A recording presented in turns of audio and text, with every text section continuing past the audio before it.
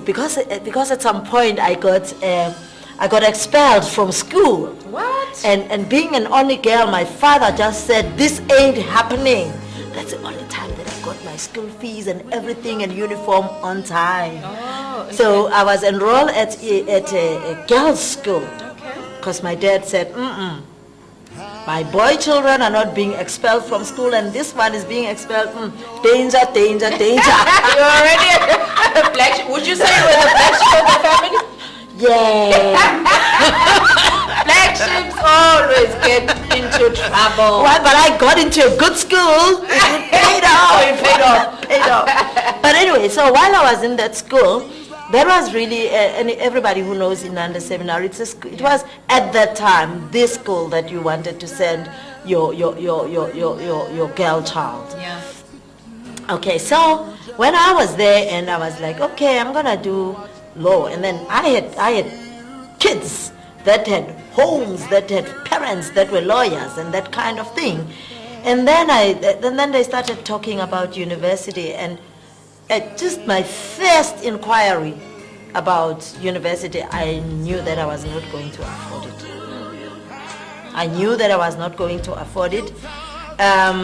So I'm in limbo, and then I'm a butterfly, and then I had started some kind of the day Twitter. There was a little tree where I would stand and I would take news from this side and gossip from this side and take it to that side. Yeah. And then I got to hear that a group was going for interviews at Natal Technicon at the time, which is what today, Devon? What is DUT, it today? DUT today, yes. okay. Yes. So, and one of them is actually a sister friend, is like a blood sister, if there is anything like that, Pearl. So Pearl, I called Pearl aside and said, I hear you are going somewhere tomorrow. Yeah. Where is that? Where is that? I want to go with you. Pearl told me all about it, and I said, why are you going there? He says, no, we've applied. And then we've been called in for interviews. I said, I'm going with you. I said, tomorrow? I said, you're leaving tomorrow? I said, I'm going with you. So I went to one of the teachers who I suppose would just feel sorry for me. Yeah. And you know, she gave me money to go there and to get into the bus. And I went there, and that's how I landed in journalism. So that night I went to the library. So my chores at that boarding school was to clean the library. So I went to the library and I read as much as I could about this career. So I got in, I got there, I pitched up. They were all called. Remember, they were no. I'm here. As well. Yeah, I'm here. Pick me up.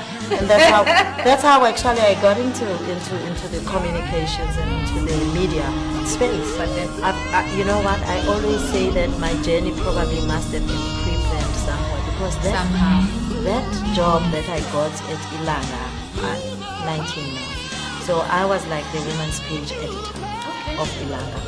And Ilanga had a very interesting community outreach project which was called Ilanga Rama Women's Club, which was obviously run by the women's editor.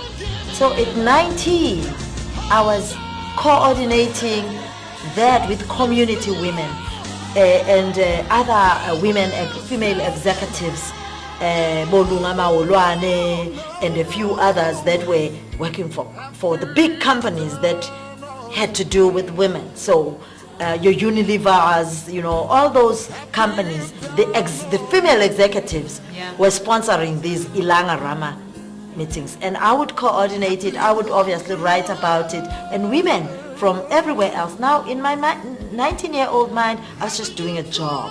All I had always known is that whatever I do, I must do it perfectly and to the best of my ability. So that's all I was doing, whereas actually I was being prepared. So they would come and they would educate women on nutrition, on health, in these monthly sessions.